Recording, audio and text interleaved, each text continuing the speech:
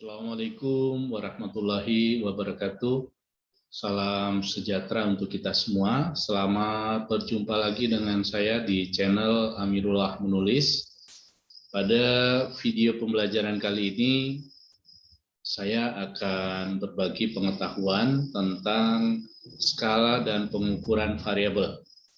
Sebagaimana video pembelajaran sebelumnya, kita sudah membahas tentang variabel-variabel penelitian. Nah, secara operasional, variabel penelitian itu harus dilakukan penskalaan dalam rangka kita untuk mengukur sejauh mana keterkaitan atau hubungan antar variabel-variabel yang diteliti. Baik, kita perlu mengenal dulu apa sih sebenarnya pengukuran itu.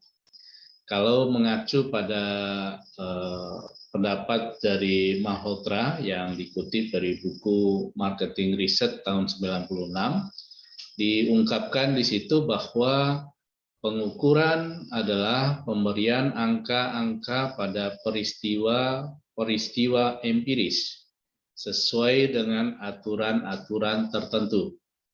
Nah, pemberian angka-angka yang dimaksud tersebut itu adalah peneliti membuat skala pengukurannya. Membuat skala pengukuran dilihat dari aspek-aspek yang akan diukur. Oke, nah skala pengukuran pada prinsipnya itu dibagi menjadi 4 bagian, ya. Pertama, ada yang dinamakan skala pengukuran nominal. Ya, skala pengukuran nominal ini bentuk pengukurannya yang melambangkan sesuatu saja. Nanti akan lebih rinci pada bagian berikutnya. Kemudian skala ordinal itu adalah pemberian ranking di mana nomor-nomor dipergunakan pada objek-objek untuk menunjukkan tingkat relatif dari beberapa karakteristik yang dimiliki objek-objek tersebut. Itu yang dimaksud dengan skala ordinal. Kemudian yang ketiga itu ada skala interval. Skala interval ini menunjukkan jarak skala yang sama menunjukkan nilai-nilai yang sama dalam karakteristik yang diukur. Ya.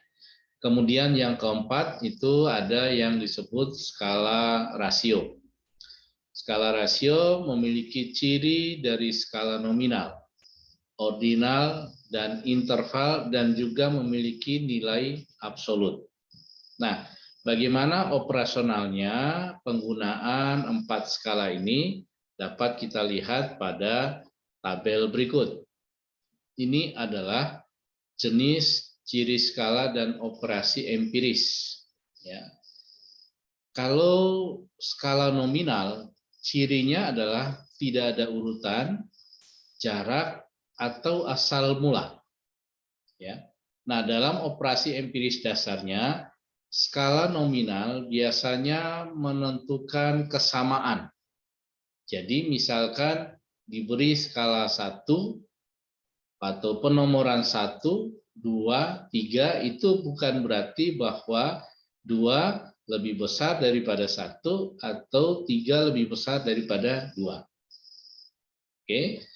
Berikut adalah skala ordinal. Cirinya adalah skala tersebut berurutan, tetapi tidak ada jarak atau asal mula yang unik. Nah, dalam operasi empirisnya biasanya digunakan di dalam penentuan nilai-nilai lebih besar atau lebih kecil daripada. Yang ketiga itu skala interval. Cirinya apa? Cirinya berurutan dan berjarak, ya, tetapi tidak mempunyai asal mula yang unik. Ya. Jadi berbeda dengan yang ordinal sebelumnya. Yang ordinal itu berurutan tetapi tidak ada jarak. Kalau yang interval berurutan dan berjarak. Nah, dalam operasi empirisnya biasanya digunakan untuk menentukan kesamaan interval atau selisih. Yang terakhir itu adalah skala rasio. Ciri-ciri skala rasio adalah berurutan, berjarak, dan asal mula yang unik. Kemudian secara empiris dasarnya biasanya skala rasio digunakan untuk penentuan kesamaan rasio. Ya, oke. Ini adalah pembagian pengelompokan scaling tekniknya. Ya, scaling teknik bisa dilakukan dengan dua cara atau dua jenis. Yang pertama itu adalah komparatif, yang kedua adalah non-komparatif. Yang komparatif bisa dilakukan dengan Poirot scale, kemudian rank order scale, kemudian constant sum scale. Ya. Sedangkan yang non-komparatif itu bisa dilakukan dengan menggunakan Quixote and other procedure scale. Lalu yang kedua adalah continuous rating scale, kemudian item sheet rating scale. Nah, itu adalah klasifikasi dari teknik-teknik penskalaan. Nah, kita coba fokus pada non-komparatif, yaitu dengan mengambil contoh itemized rating scale. Nah, itemized rating scale itu mencakup 3 jenis, ya. Bisa menggunakan skala Likert yang pertama, kemudian yang kedua bisa menggunakan semantik diferensial, dan yang ketiga adalah staple. Nah, dalam riset-riset kuantitatif, misalnya di dalam bidang SDM, bidang pemasaran, bidang keuangan, cenderung menggunakan itemized rating scale ini, yaitu skala Likert, semantik diferensial, dan staple. Kita lihat contoh dari skala Likert. Misalkan peneliti ingin melakukan kajian atau ingin mengetahui bagaimana tanggapan responden setelah mereka berkunjung di sebuah mall. Sebagai contoh, mall di Malang itu ada Matos. Nah, biasanya menggunakan atribut atau indikator-indikator ini. Misalkan pernyataan dalam kuesioner itu, Matos menjual barang yang berkualitas. Nah, bagaimana tanggapan daripada responden? Bisa sangat setuju atau sangat tidak setuju, angka 1. Ya. Kemudian tidak setuju, angka 2. Netral, angka 3. Setuju, angka 4. Dan sangat setuju, angka 5. Ya. Jadi penskalaannya dari 1 sampai 5. Kemudian di pertanyaan kedua, Matos memiliki pelayanan yang baik. Ya. Responden menjawab 1 berapa orang, kemudian tidak setuju berapa orang, netral juga demikian, setuju juga demikian, sampai sangat setuju, angka 5 itu ada berapa orang, ya, yang menjawab itu. Demikian juga dengan indikator lain, barang di Matos sangat lengkap, kemudian harga jual barang di Matos relatif lebih murah, ya. Sampai seterusnya pertanyaan-pertanyaan yang disampaikan oleh peneliti kepada responden atau sampel yang sudah ditetapkan. Nah, ada beberapa hal yang perlu menjadi acuan atau pedoman di dalam peneliti menyusun skala Likert, ya. Antara lain adalah yang disarankan atau yang menjadi pedoman pertama adalah hindari pernyataan yang menunjukkan masa lalu. Nah, karena masa lalu terkadang sudah dilupakan oleh responden tersebut, sehingga kalau ditanya pada saat ini, taruhlah 5 tahun dari peristiwa itu, tentu dia kurang mengingat, sehingga pada saat responden itu melakukan pengisian bisa saja bias gitu. Kemudian hindari pernyataan tentang fakta atau yang dapat ditafsirkan sebagai fakta, ya. Jadi pernyataan tentang fakta atau yang dapat ditafsirkan sebagai fakta, ya. Lalu yang ketiga, hindari pernyataan yang dapat ditafsirkan mempunyai lebih dari satu arti. Jadi jangan sampai ada bias di situ. Jadi itulah pentingnya pada pembahasan kita sebelumnya itu ada definisi operasional variabel. Jadi kita menggunakan istilah apa dalam indikator tersebut. Kemudian hindari pernyataan-pernyataan yang mungkin dibenarkan oleh hampir semua orang atau hampir tak seorang pun yang membenarkannya. Ya, jadi konteksnya adalah pada operasional variabel yang tadi sudah kita singgung. Lalu pilih pernyataan-pernyataan yang diperkirakan mencakup seluruh rentang skala efektif yang diteliti. Ya. Lalu yang berikutnya, usahakan bahasa dalam persyaratan atau pernyataan bersifat sederhana, jelas, dan tidak merupakan kalimat majemuk.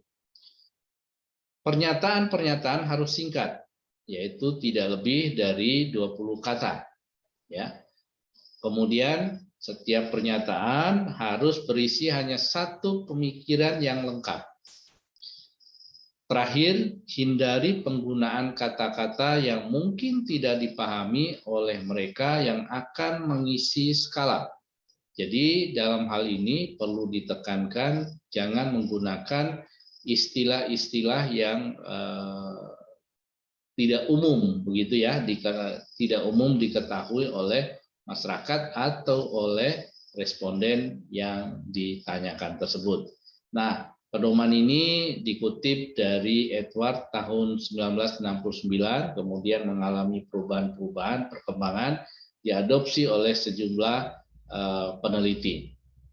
Baik, kemudian kita akan melihat juga contoh skala Goodman.